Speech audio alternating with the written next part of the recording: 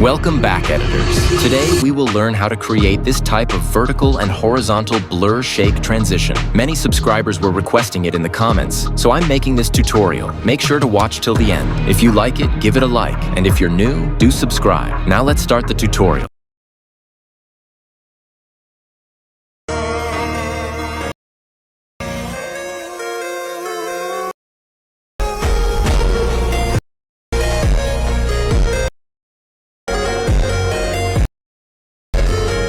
Follow every step exactly the way I am doing it, otherwise your edit won't turn out like mine. I will upload all the materials used in this edit on the Discord server. You can take them from there and create your own edit. If you have any problem, the comment box is open. Ask me and I will reply. And follow every step without skipping anything.